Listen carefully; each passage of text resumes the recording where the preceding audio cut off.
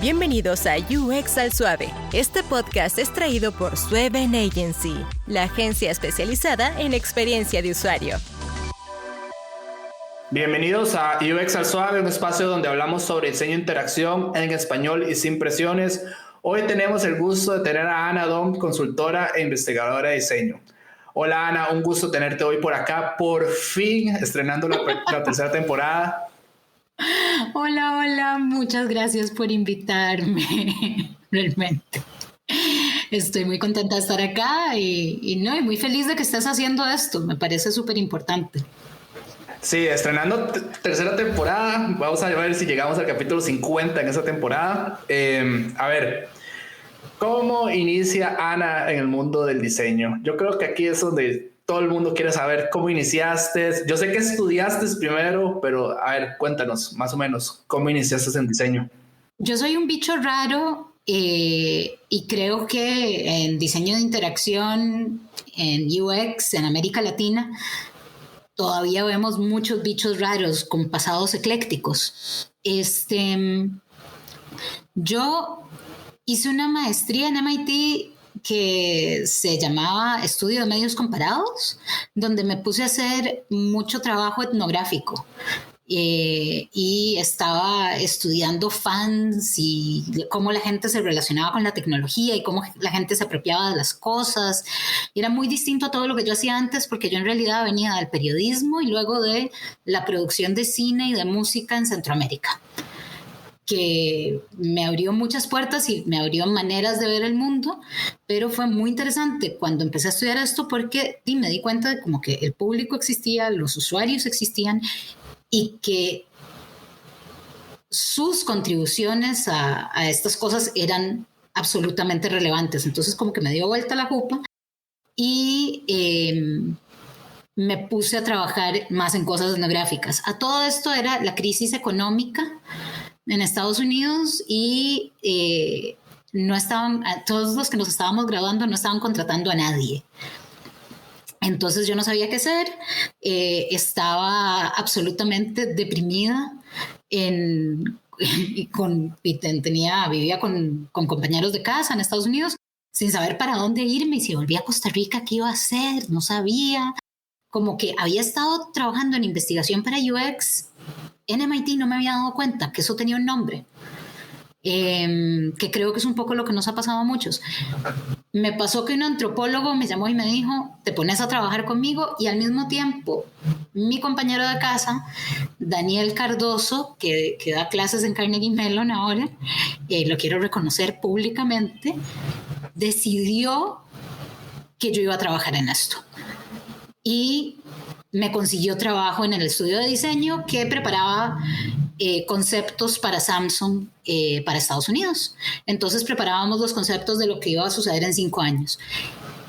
No tengo idea de por qué me contrataron y me dieron como el espacio y la responsabilidad que me dieron, porque además era un estudio muy pequeño, entonces estábamos muy, muy compenetrados y ya, así empecé a trabajar en diseño, muy sin darme cuenta, y porque Daniel me consiguió ese trabajo. Cuando me di cuenta de que eso era lo que hacía y que tenía sentido para mí y que la estaba pasando bien y que estaba logrando contribuir, me metí a buscar congresos, a ver qué había, a ver si conocía más gente. Y entré al sitio de ICSTA y estaba justo el cierre de la convocatoria de Interaction que hicieron en Boulder hace 50 siglos, y entonces yo dije, no tengo un 5 para ir porque todavía era una recién graduada sin un peso. La única manera de ir es si presento algo, y mandé mi tesis de maestría a ver si eso les parecía como algo que podía presentarse en un ámbito de diseño. Y me aceptaron. Y entonces de repente estaba presentando en el escenario principal, en Boulder, y empecé a conocer a este montón de gente que toda era muy rara, toda era muy distinta entre sí, habían discusiones muy divertidas, y de repente encontré mi tribu. Y básicamente desde ese momento no solo no he dejado de trabajar en diseño de una u otra forma, sino que no he dejado de estar vinculada con esta comunidad global. De hecho, es curioso porque esta tribu, ahorita entramos en detalles en Costa Rica, pero Ajá. yo recuerdo tener un jefe que me decía, pero es que nosotros hemos hecho interacción en años en España. Y yo, años en España. Claro, ellos le llamaban accesibilidad, pero aún así no lo veían en digital. Entonces ellos veían cosas así súper locas, porque mi ex jefe trabajaba para Telefónica. Y entonces yo decía, wow, qué cool, ¿cómo que ustedes hacían eso? Hacíamos focus groups y todo. Y yo, oh, wow, yo no sé que eso existe.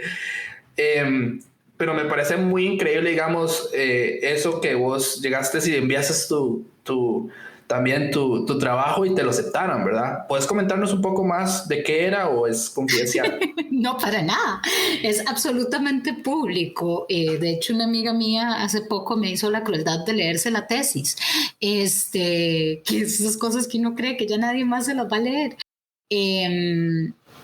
Mira, me fui al norte de Brasil, a un lugar que se llama Belém do Pará, y ahí había una música que se llamaba tecnobrega, que era como el tecno cursi, el tecno polo. Era una mezcla de cosas, pero lo más interesante que habían hecho era olvidarse de los derechos de autor. Y se habían vuelto como esta meca de Creative Commons. Entonces ya no existía el tema de la piratería, porque no estaban cobrando tampoco derechos de reproducción. Entonces los piratas se convertían en los curadores y el público no tenía necesidad de piratear, porque todo... Entonces yo ya había habido un trabajo muy lindo sobre esa economía, cómo se había dado vuelta, porque además estaba funcionando muy bien, y yo me fui a estudiar cómo se relacionaba el público con todo eso.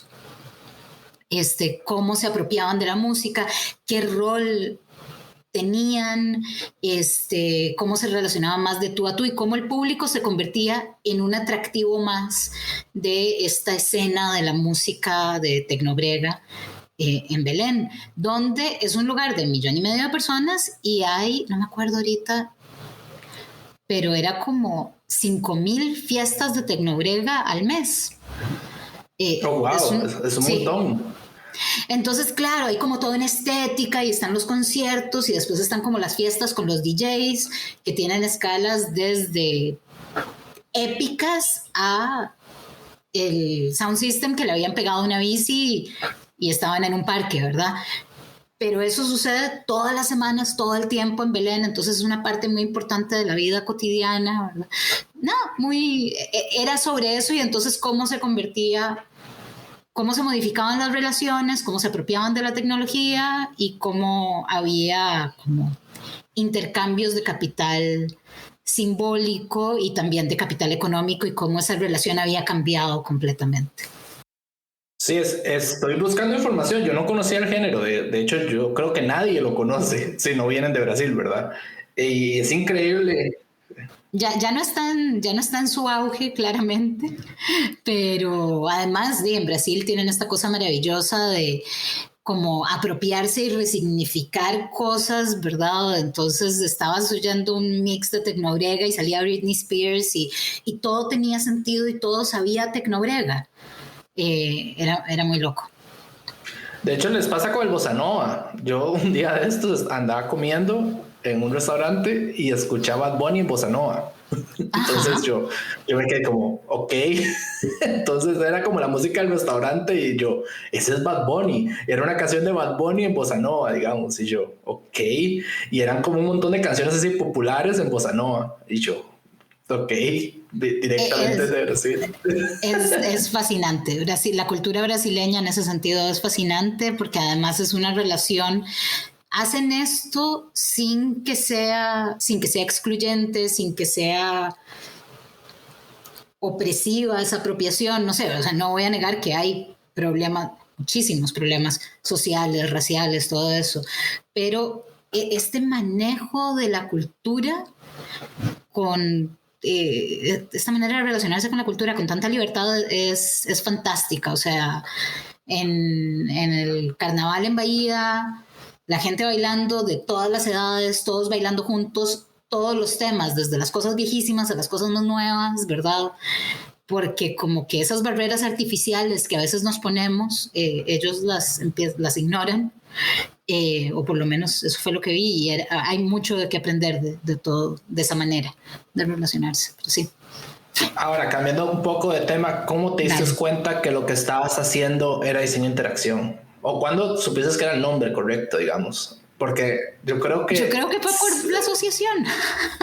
Sí, yo creo que llegamos a ese punto, porque yo creo que lo estaba yo pensando hace rato. Yo creo que hasta Ana, que llegó ahí, se dio cuenta que lo que hacía era diseño de interacción. Sí. O sea, como que no se estaba hablando tanto de UX en ese momento.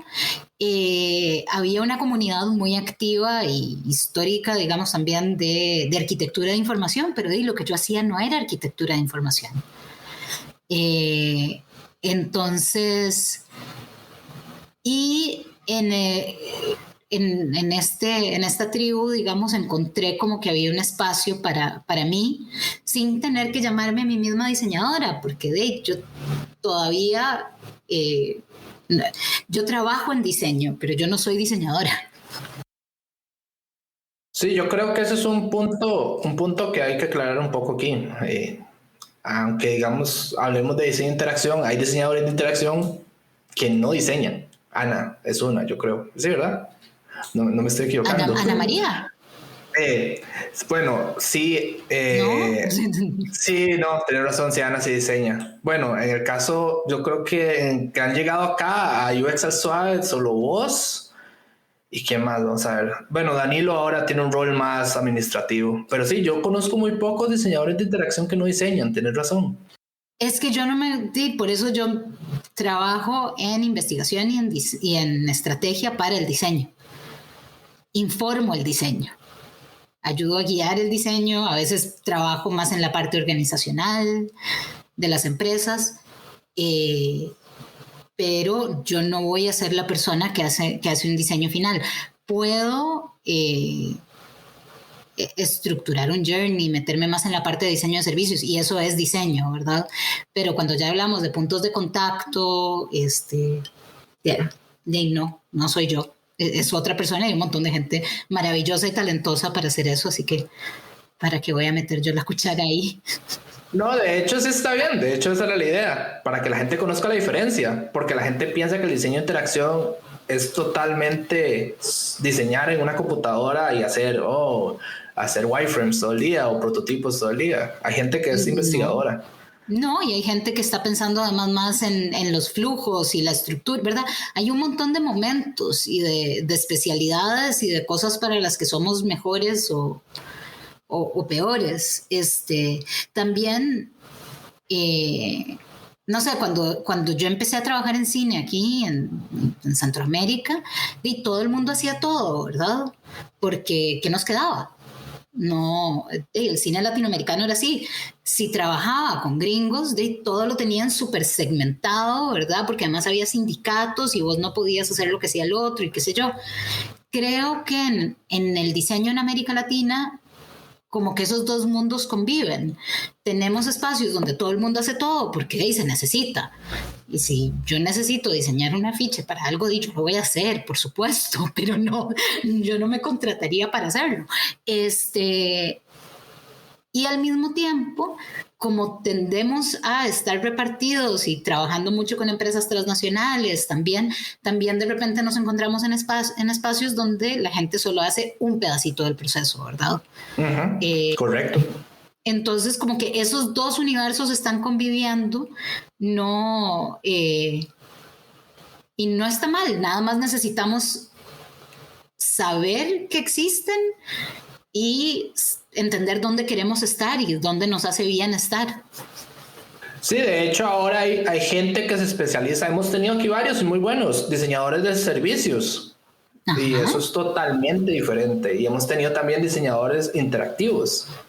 Y entonces Ajá. Eso ha sido increíble aprender de ellos cómo ellos aplican conceptos de diseño de interacción a cosas que son tangibles. Eso a mí me pareció increíble, digamos, la última vez que hablamos con una persona que era de diseño interactivo. Son casi los mismos principios, pero cosas físicas. Entonces, súper rico saber. Son los mismos uno se especializa a veces también en materialidades o en la ausencia de materialidad, ¿verdad? Pero eso es como de... Yo empecé con lo de Samsung y eso era el control remoto y la lavadora y, ¿verdad? La tele donde iba a ir y qué sé yo. Y después el ámbito digital vino después y después trabajé en diseño de servicios también y ahí estás navegando entre el mundo físico y el digital y eso es lo que corresponde a la realidad del momento y a los problemas con los que te enfrentas. Uh-huh. Y para las personas que están comenzando, sepan que es que porque Costa Rica yo creo que es a veces difícil encontrar trabajo en la parte física, pero yo creo que también tienen que saber que en el mundo su conocimiento puede ser aplicado a un montón de cosas y pueden aprender a hacer un montón de cosas como estamos aquí contando. Absolutamente. Y la experiencia de Ana es increíble en ese ámbito, ¿verdad? Porque como ella está contando, ya pasó, brincó de lado a lado y un montón de etapas desde lo digital a lo físico. Ahora, y puede suceder más veces. Pregúntame. No, esto es un espacio muy relajado. Se llama UX al suave. A mí me encanta porque la gente como que se va soltando de a poco y después hablan como 30 minutos después. A ver, vamos a hablar un poco de UX en Costa Rica. Ya han venido dos personas y han contado la misma historia en diferentes versiones. Yo quiero escuchar tu versión. ¿Cómo comenzó el diseño de interacción en Costa Rica para vos? Fuiste a una reunión, mira, yo me reuní con Iván, que vamos a tener que invitar a Iván a que cuente su parte de la historia también. Ajá. Yo conocí a José René y así comenzó todo. A ver, cuéntanos a ver cómo comenzó todo. Mira,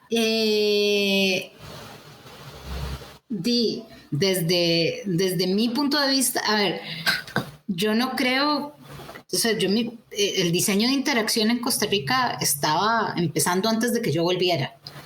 Entonces había cosas pasando acá. De hecho, ya había habido intentos de montar un capítulo de Ixta antes que no se había terminado de armar, pero entonces como que ya había cositas pasando. Yo había estado trabajando en Chile, que mi familia es de allá, entonces después de Estados Unidos fui para Chile.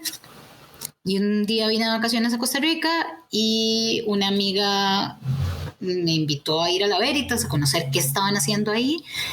Y cuando llegué, después de conversar con varias personas y qué sé yo, de repente me dijeron, no, es que la verdad es que te queríamos proponer que montaras una escuela de diseño de interacción acá. Y yo como, ¿what? ¿Verdad? No. ¿Pero qué quieren? ¿Qué quieren? ¿Un técnico? ¿Un pregrado? ¿Una maestría? ¿Qué es lo que se necesita? Y ellos como, no sé, te vamos a hacer una oferta, venite y tomar los primeros meses para decidir para investigar y ver qué es lo que necesita el país y qué es lo que podemos montar. Entonces así fue como yo volví a Costa Rica. Muerta del susto, sin saber muy bien qué iba a hacer, pero muy emocionada. Y sabiendo que la comunidad de Ixta que había ido conociendo, de alguna manera me iba a apañar. Entonces, que iba a poder pedir favores. Que fue lo que hice. Entonces llegué ahí y empecé a buscar quiénes estaban haciendo cosas y quiénes estaban hablando de este tema.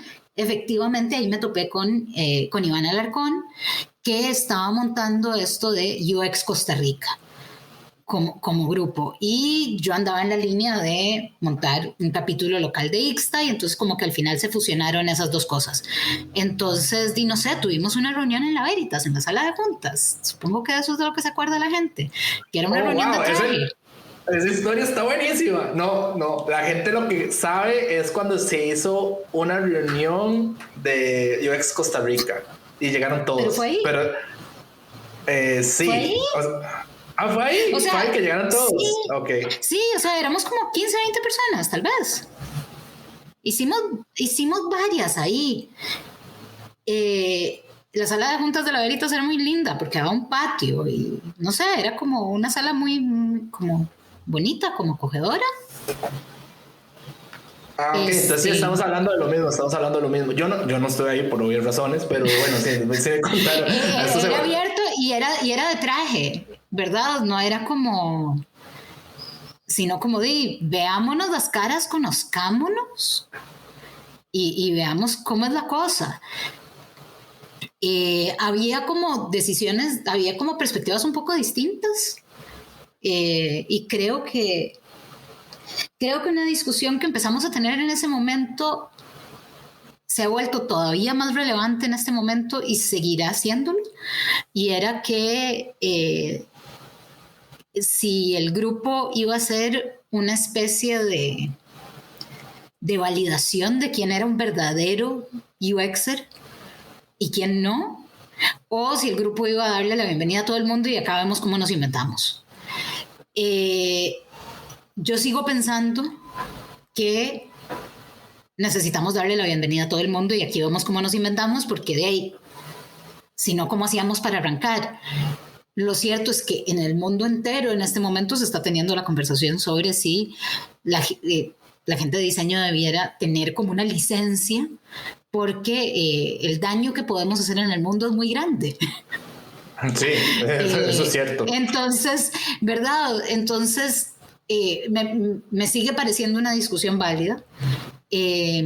Para el momento seguimos el modelo de IXTA, del Interaction Design Association, que es que ellos lo empezaron en un momento en el que tampoco sabían muy bien ni qué estaban haciendo.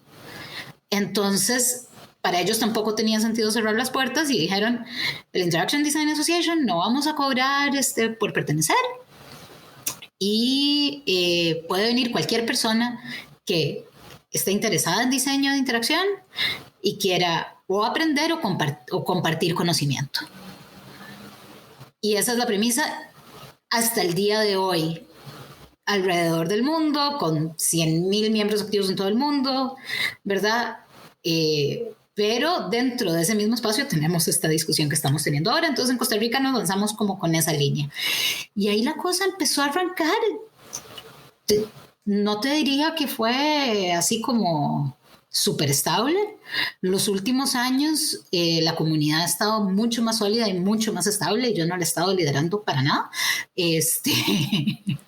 Ahí ha habido muchas más actividades, está súper bien y ha crecido mucho la industria. Entonces, cuando yo llegué acá, me di cuenta de que muchos diseñadores talentosos estaban trabajando en especies de maquilas digitales donde no les estaban dando espacio para hacer más aportes estratégicos, y que su formación tampoco los estaba ayudando, pero que al mismo tiempo Costa Rica es cara para esas maquilas digitales, y que también estaban esperando aportes más estratégicos de los diseñadores, ¿verdad? Entonces había como una mezcla de cosas sucediendo. Estaba el TEC con la especialidad en diseño de interacción, o sea, si pensamos en la historia de diseño de interacción real de Costa Rica, y ahí una parte importantísima, todo el trabajo que se ha hecho ahí. Hay gente maravillosa que va de ese programa, que le ha aportado muchísimo al país. Entonces, bueno, ese espacio ya existía, estaban empezando a aparecer como técnicos, cursos libres, ese tipo de cosas, y yo dije, bueno, hagamos una maestría entonces. Pero no la hicimos acreditada porque si no hubiese durado 50,000 años en salir, y el cartón reconocido no era la motivación de la mayoría de la gente que empezó a entrar a la maestría. Entonces, bueno, ese fue un poco mi inicio, por lo menos, en el diseño de interacción de Costa Rica, y el principio de la maestría. Yo creo que aquí la persona que deberíamos también traer un día a UX al Suave, al que tenga el contacto, por favor, pásemelo, es a Franklin fue el director de diseño industrial del TEC. Y yo, de hecho, comencé con un libro de él que me envió un amigo, el UX Cookbook, que habla como todo el proceso del cero y de todo. Pero eso estamos hablando del 2014, 13, por ahí, más o menos. Ajá. Y sí, yo... Sí. ¡Wow! Yo estoy en el TEC. No, en serio, yo me quedé como ¡wow! Esto lo hago en el TEC. Entonces sí, yo tengo, de hecho, la pregunta que viene después de esta es para, para vos más que todo. Era un tema que mucha gente pregunta cuando quiere saber dónde estudiar, y mucha gente aún encuentra hoy en día documentación de la maestría. Nosotros nos hemos topado de gente que nos pregunta, pero ¿qué pasó con la maestría? ¿Existe una maestría en Veritas? ¿Qué pasó? A ver, cuéntanos en lo que se pueda, ¿verdad? ¿Cómo fue o por qué se cerró, digamos? Que yo creo que es la pregunta que tiene todo el mundo. Era una buena maestría. Era una muy buena maestría que no era un muy buen diseño. O sea, hay cosas que yo rediseñaría para hacerla más viable, pero también, o sea, respondía a su momento. Entonces, a ver, para entender por qué se cerró la maestría, sigamos la historia de cómo se abrió. Entonces, bueno, yo te había dicho esto, de que yo sabía que mis amigos o mis conocidos de la Asociación Global iban a apañarme de alguna manera. Sabía que ahí yo podía acceder a gente de muy alto nivel y muy generosa. De hecho, cuando los estudiantes entraban a la maestría, el primer día me daba el gusto enorme de decirles: desde este momento ustedes ya son parte de una comunidad. Utilícenla. Y muchos de ellos lo han hecho. Es la comunidad global de diseño de interacción dentro de ICSTA y también más allá de ICSTA tiende a ser muy solidaria. Entonces no hace falta ser un graduado de nada, de ningún lugar, para integrarse a la comunidad, poder aportar y poder recibir apoyo. Entonces, yo me guié mucho por programas que admiraba, como el de CIID, que ahora lo tenemos en Costa Rica y que, by the way, hay becas para costarricenses para estudiar en el CIID. Son becas del 50%, que da Cruza, y realmente es una súper buena oportunidad estudiar ahí. Pero entonces yo veía como el programa de CIID, veía el programa de Carnegie Mellon, el de SBA, uno muy lindo que parece que ya no está, que es el que había montado John Colco en Austin, el Austin Center for Interaction Design, que el Chile era en una casita y había montado un mega programa en una casita, y la gente todavía lograba trabajar de día y qué sé yo, que para Costa Rica eso era muy importante, porque es muy poca la gente que puede hacer una maestría sin estar trabajando durante el día, que es la expectativa de muchas maestrías fuera del país. Entonces, bueno, diseñé la maestría pensando en que fuera lo más inmersiva posible, considerando que la gente todavía iba a tener que trabajar, y guiándome y apoyándome en estos profes que podían venir de MIT, de Carnegie Mellon, de IDEO, de Frog, ¿verdad? Como todos estos lugares. Y también gente local que fue súper importante en que se construyera la maestría. Diana Zuleta, que hacía poco había vuelto de Hyper Island, Mariana López, que también venía graduada de Human Computer Interaction de Carnegie Mellon, Gabriel Golcher, que también venía graduado de Carnegie Mellon. Entonces eso era súper lindo porque teníamos como algunos profes anclas de diseño de interacción que eran del país. Pero lo cierto es que no lo estábamos montando desde la comunidad local, lo estábamos montando desde lo que habíamos traído de afuera. Y eso lo hacía un poco menos sostenible. No sé si podría haberlo hecho de otra manera en ese momento. Me encantaría pensar que sí, pero no sé.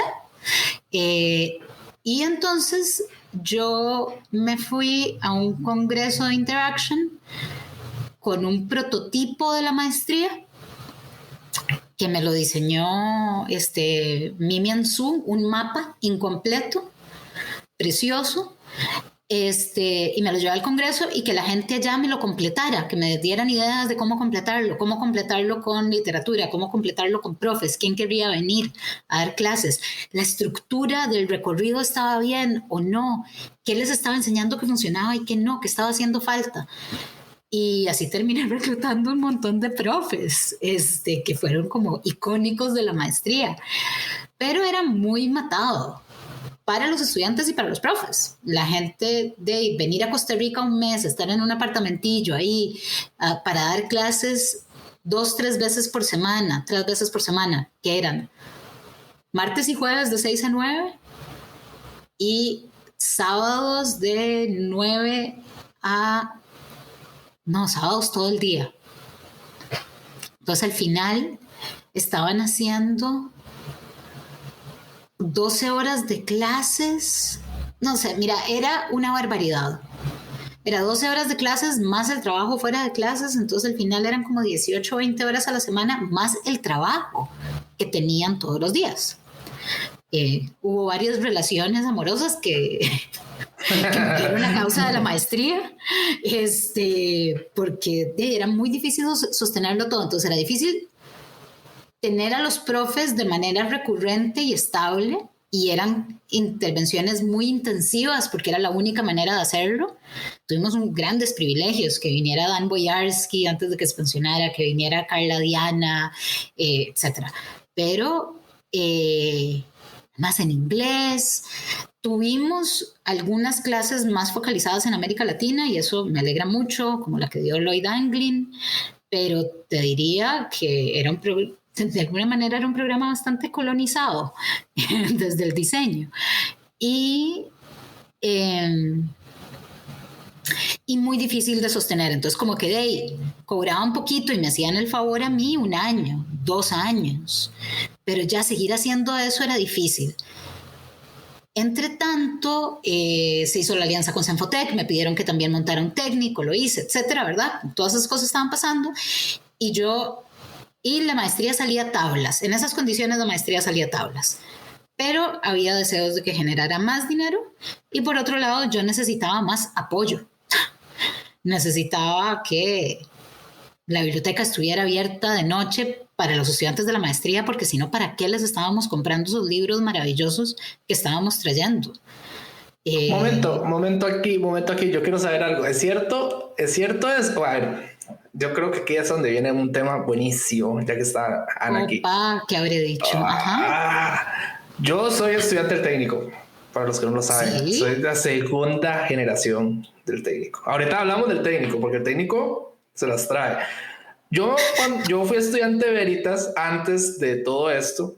Y yo me acuerdo cuando volví a la biblioteca me encontré un montón de libros como Lean UX y O'Reilly y un montón de libros como así, como de diseño de interacción. Y yo decía, ¿sí? ¿Cuándo acá? ¿Cuándo acá este montón de libros? Entonces fuiste vos. De Ana acá, sí, era mi día favorito del cuatrimestre. Mandar la lista de libros. Yo me pasaba todo el cuatri coleccionando bibliografía de lo que nos hacía falta. Le pedía a los profes también que me dijeran si había algún libro que nos hacía falta. Los estudiantes también sugerían libros y nunca me decían que no. Era maravilloso. Yo le mandaba a Pilar la lista y Pilar compraba los libros y eran gloriosos. Eso está genial. Ven, ya sabemos algo, todos los que estamos escuchando el podcast. Para los que no saben y para los que nos escuchan de afuera, 2 cosas aquí. Veritas, ya hemos hablado de Veritas, es una universidad exclusivamente de diseño. Tiene cine y televisión. Bueno, y ahora administración. Muchos años ha sido la universidad la mejor en diseño, podríamos decirlo. Bueno, la única totalmente especializada en diseño en Costa Rica. Y ellos tienen una biblioteca que siempre se ha dado el lujo de tener cosas raras y libros raros y cosas que uno no consigue en cualquier lado.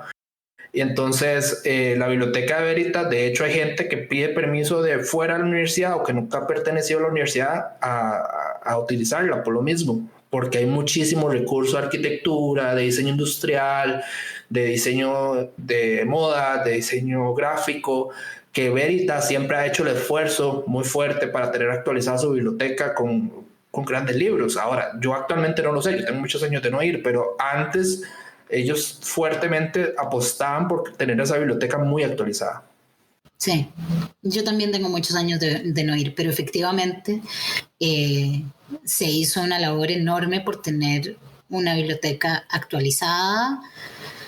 No, es que daba gusto, ¿no? Realmente. Es que es bonita, es que es bonita, es que es bonita. Sí, es que la gente que no ha estado ahí no podemos decirlo así como con palabras, pero es que tiene una fuente. Pero, ajá. Es chiquitita, pero de ahí de no tener nada a tener, eso era muy bonito. Entonces sí, teníamos todo eso, pero en vez, la universidad de alguna manera nunca terminó de asumir la maestría como un proyecto institucional, sino que casi como que estaban apoyando un proyecto personal mío. Y de eso no funciona, porque era un proyecto institucional.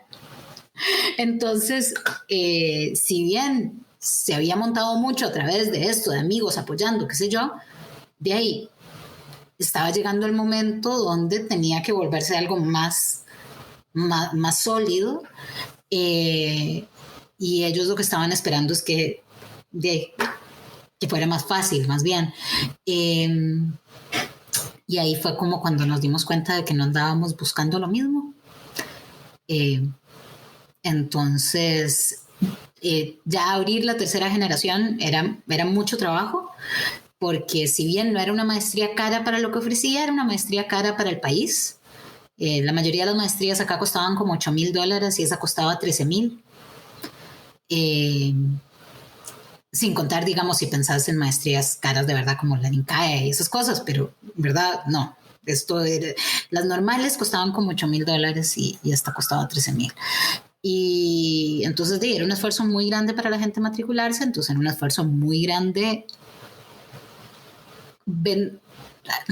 encontrar la gente correcta para el programa también, ¿verdad? Muchas veces ya solo en el proceso de entrevista se daban cuenta de que no era para ellos. Entonces, cuando me di cuenta de que, digamos, yo les pregunté que si yo no estaba, ellos estarían abriendo la maestría de nuevo, me dijeron que no, entonces ahí me di cuenta que la cosa se había acabado, en realidad. Ya la relación se había muerto. Sí, la capacidad de sostenerla es que era muy difícil y ya los profes me estaban empezando a decir que no podían volver una tercera vez. Entonces, de hecho, yo recuerdo cuando vos te fuiste. A ver, vamos a hablar del técnico. Yo soy la segunda generación que tuvo el técnico. Yo voy a contar aquí mi experiencia personal. Yo tenía un trabajo muy mal pagado. Yo trabajaba por una agencia y llevaba palo. Yo me gradué como diseñador publicitario. Y yo decía, yo esto de hacer print y esto de hacer gráfico no es lo mío. No es lo mío. Entonces yo decía, y a mí siempre me han gustado los sistemas en realidad. Y entonces, cosas del destino, tuve un trabajo que llevaba, tuve que aprender WordPress, entonces hacía toda la parte del CSS y los temas de WordPress, tuve que aprender a palo y fuerza. Y entonces un amigo llegó con el brochure de Zenfotec. Me dice, mira, ¿por qué no te metes? Se ve interesante. Es entre Zenfotec y Veritas. Vos has estado ahí, entonces puede ser que conozcas más o menos cómo se maneja todo. Y vi el programa y yo dije, me parece bien. Después me di cuenta que era bueno, muy bueno, digamos. El programa que yo llevé sí era muy bueno, no sé qué pasó después. Y yo llevé palo, o sea, digamos, era difícil. No era un técnico como, mira, voy y hago esto y esto y ya, no. O sea, sí había que ponerle, la calidad de los profes era muy buena. Y yo creo que la parte de Progra era lo que la gente no se esperaba. Digamos, el nivel de Progra sí era heavy. Porque, digamos, eran profes de Zenfo. Exacto. De Zenfotec. Entonces, se ponía interesante. O sea, eso fue lo que lo hacía un buen programa para mí, digamos. Porque vos podías, en mi opinión, elegir cuál camino querías. Mucha gente de mi generación de ese técnico salió siendo front-end developer. Mucha gente salió siendo SEO, hacen puro SEO y SEM. Mucha gente salió a ser project manager, mucha gente salió a ser diseñador de interacción como yo, mucha gente salió a estudiar más de ingeniería y fueron backend. Entonces sí le dio trabajo a mucha gente y mucha gente se movió en diferentes ramas, que yo creo que eso también fue el éxito, ¿verdad? Y esa también fue la experiencia de la maestría, por suerte, sí, como que la gente encontró diversidad de espacios, pero perdona, te interrumpí. No importa, más bien está bien porque digamos, eso fue, yo creo que lo que iba a terminar de decir era que es que está adelantado a su época. El técnico y la maestría están adelantados como 4 años a su época. Digamos, yo creo que la maestría... Y ese es el rol de la educación. Tiene que estar adelantada a su época, si no, ¿cómo hacemos? No, pero digamos, la maestría salió ¿en qué año? La primera generación. Salió un año antes que el técnico, yo creo, ¿verdad? ¿O fue a la vez? No me acuerdo. 2013 debe haber sido. 14, sí. O sea, yo creo que 2013 se graduaron, ¿puede ser? No, 2014, tenés razón. Ajá. Entonces, por ejemplo, si hubiera salido en el 2018, hubiera sido un éxito. 19, 20, 21 estarían saliendo ahora. Imagínate la cantidad de oportunidades de trabajo que tendrían ese montón de personas, digamos. Sí. El mercado no estaba listo. Ese yo creo que era el punto, yo creo. Porque a mí me costó conseguir trabajo. Preparando. Pero, o sea, para volver a la maestría un segundo, lo estábamos preparando y el mercado cada vez estaba más listo y más pidiendo esto a gritos. Hicimos un evento muy lindo, lo hicimos 2 años, que fue el Experience Design Summit. Sí, yo estuve. Muy bien. Esta era la época, acordate que además esta era la época del feed, ¿verdad? Entonces, diseñamos algo muy distinto que fuera orientado al diseño de interacción, al diseño de experiencia, diseño de servicios, que sea una mirada amplia, ¿no? Y vino gente espectacular y fue un encuentro maravilloso, pero se nos agotaban las entradas del evento. Y eso se hizo en el auditorio. Eso se hizo en el auditorio, que es muy chiquitito, es de 250 personas, pero se agotaban las entradas de empresas comprando entradas y no era una entrada barata. Y esto era porque las empresas estaban con un hambre tremendo de aprender de esta cosa, porque ya lo estaban viendo como una necesidad, estaban viendo cómo se reorganizaban para incluir bien el diseño y estaban viendo la necesidad de tener la experiencia como una ventaja competitiva, que sigue siendo el momento hoy, ¿verdad? Pero bueno, ese era el trabajo que hacía la maestría, que hacía la escuela por ir como cambiando el mercado. Con el técnico lo pudimos hacer también y además tuve el privilegio eterno de poder diseñar ese espacio con Ignacio Trejos. Él fue el rector de Senfotec y fue cofundador, yo creo, de Senfotec, profe del TEC también, evidentemente del lado más de compu. Y de ahí es una de las personas más, no solo es inteligente, sino que es muy riguroso y absolutamente generoso. O sea, como todo lo que uno quiere en un buen profe. Entonces, haber tenido el privilegio de tener ese partner junto con María Eugenia Ucros, que también está en Senfo, etcétera, ayudó muchísimo a informar ese técnico y en que, si bien, lo sé, era pesado,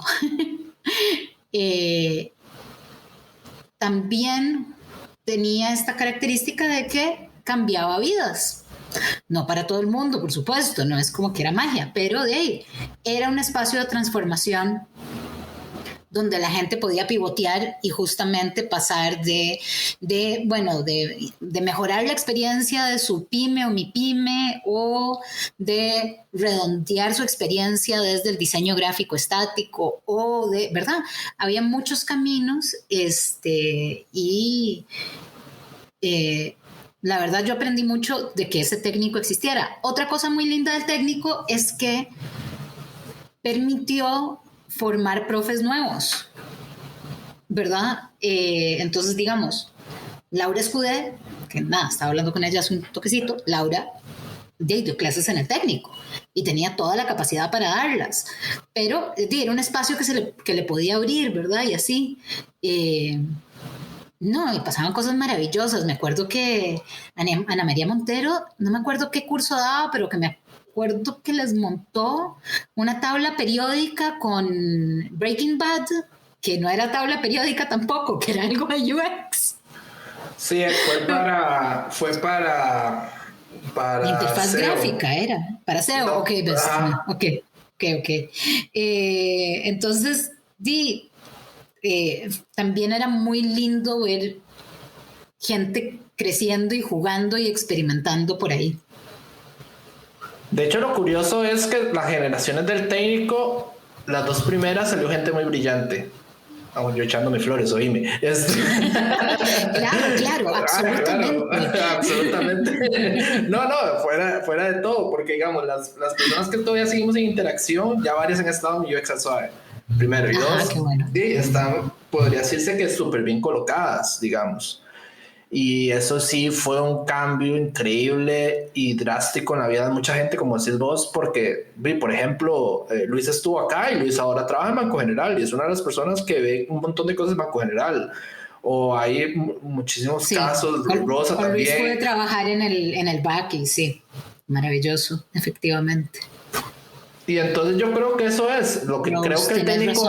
Sí. Ya ahora me estoy acordando, yo también, sí. Estoy sacando la lista. Este me caía mal, este me caía bien. No, y es mentira, no los pude conocer tanto, ¿verdad? Porque yo no les daba clases, pero sí. Ahora solo llegaba a molestarnos a veces. No, mentira. Pero bueno, eso yo creo que es parte de que la gente conozca un poco de la historia de por qué salimos un montón de gente también de la nada, sabiendo o aprendiendo también y que hemos enseñado y hemos ayudado a un montón de gente más, ¿verdad? Sí. Porque llevamos palo, jugar. Gracias. No, sí, pero bueno, se mantiene el espíritu generoso de la comunidad en Costa Rica también. Y eso es una cosa muy importante. Correcto. Bueno, Ana, para ir terminando, ya que hemos chismeado, hoy es UX al Suave Chisme Edition, el día de hoy. Todas las preguntas que no sabía si me ibas a poder hacer, sí. Exactamente, sí. No, y las tenía en lista, sí, ya. Todo el mundo era como, yo quiero saber qué hace Ana, yo quiero saber qué pasó, yo quiero saber un montón de cosas. Entonces, sí, porque es que para nosotros, los que no supimos, fue como que cerraron un día y fue como, ¿y ahora? Eso fue lo que pasó en realidad. Fue como, y ahora yo me gradué apenas del técnico, digamos. Yo sí lo logré, pero yo sé gente que estuvo pegada un tiempo esperando cursos, esperando que la universidad que iba a hacer, ¿verdad? Sí. Y eso fue todo un tema en su momento. Era muy difícil. Ok, sé que me vas a hacer las dos preguntas finales. No puedo no hacer el comercial de Interaction Latinoamérica. Eso es lo que íbamos a hablar primero, de hecho. Ok. No, yo que invité a Ana para que inviten a UX al Suave y tengamos ahí un poquito de argolla. Si supieras lo que es el comité de selección. Pero ok, dale. Ajá. No quiero saber quiénes son, la verdad. No, igual yo lo redacté pensando que no había un comité de selección. A ver, yo creo que el panel UX al Suave está conformado no solo por mí, aunque estemos grabando vos y yo. Hay una persona que se encarga de social media y a veces nos ayudan con los guiones cuando no merita. Pero yo creo que por la gente que ha venido y todo, hacer un panel yo creo que puede ser muy interesante de como el estatus mira, basado en todos los capítulos que hemos tenido, este es el estatus que hay.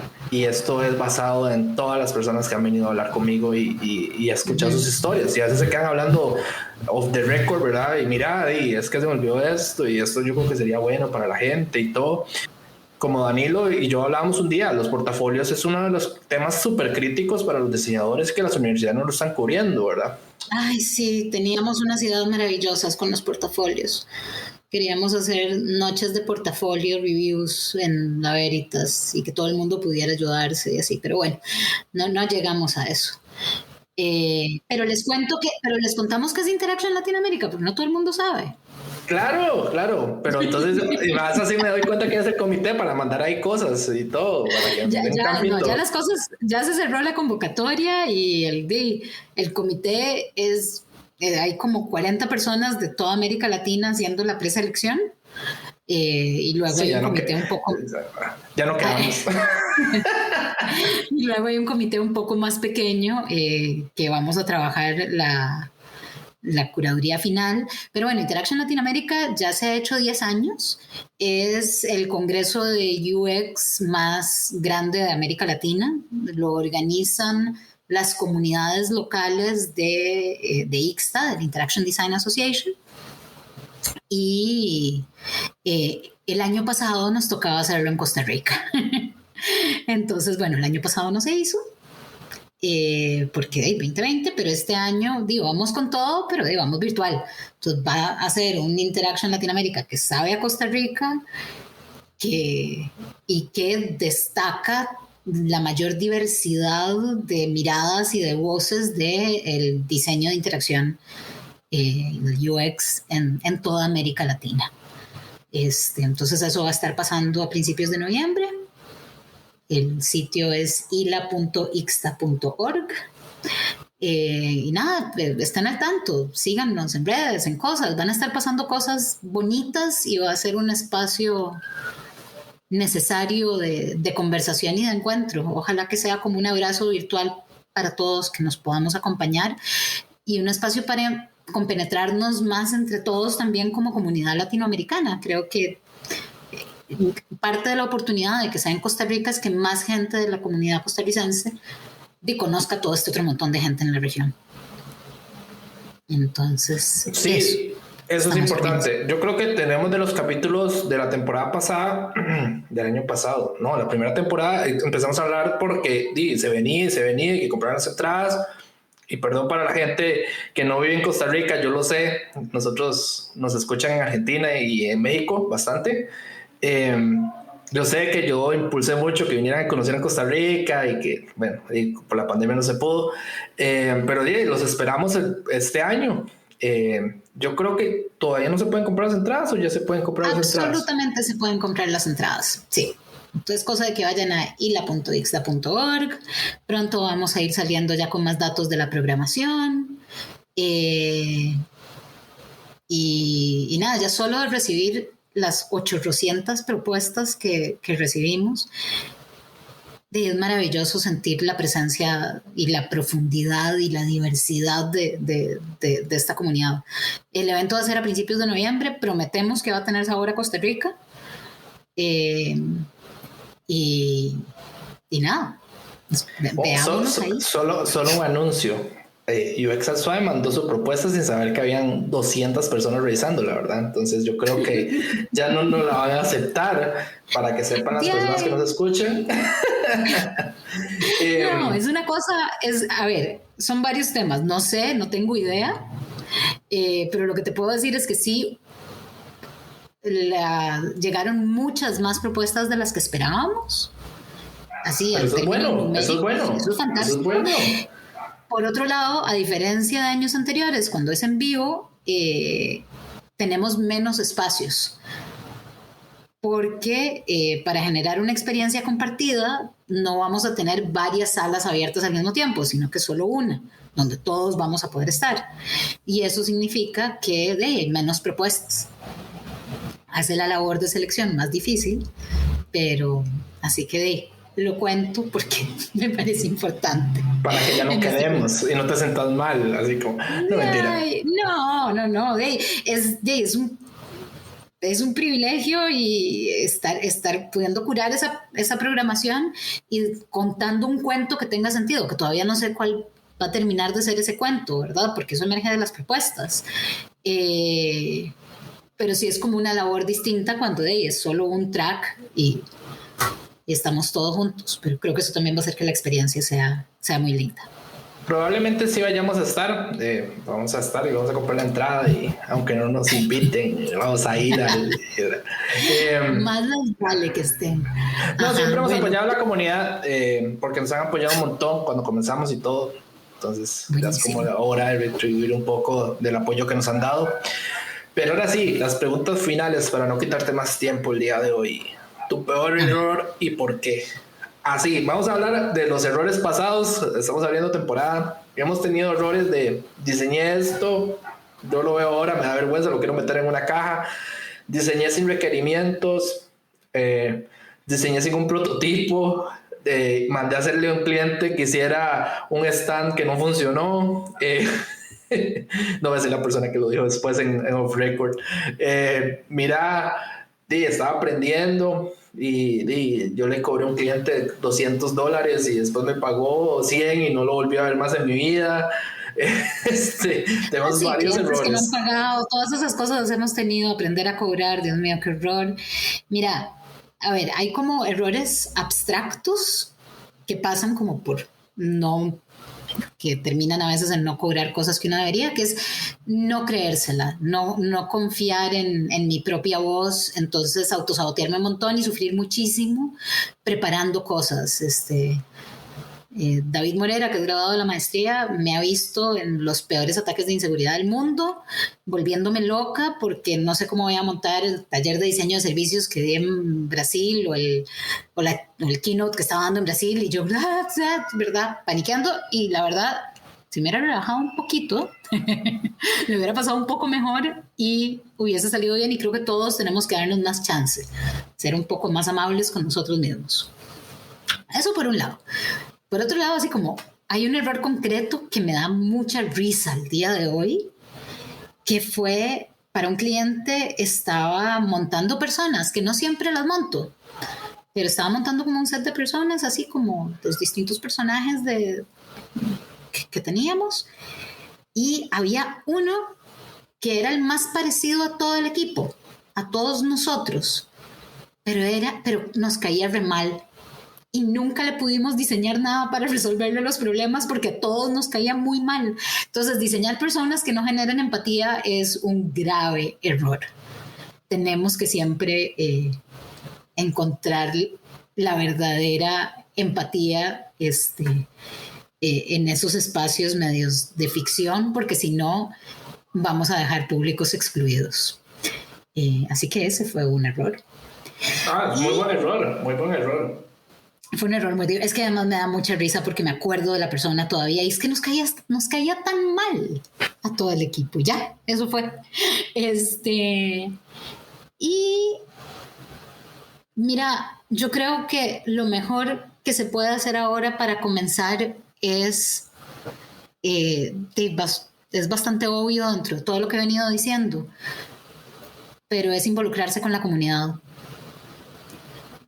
Hay muchos cursos, hay cursos libres, hay cursos online. Creo que es muy importante saber que nada en el diseño, nada, está escrito en piedra. El diseño de interacción no es una cosa dogmática.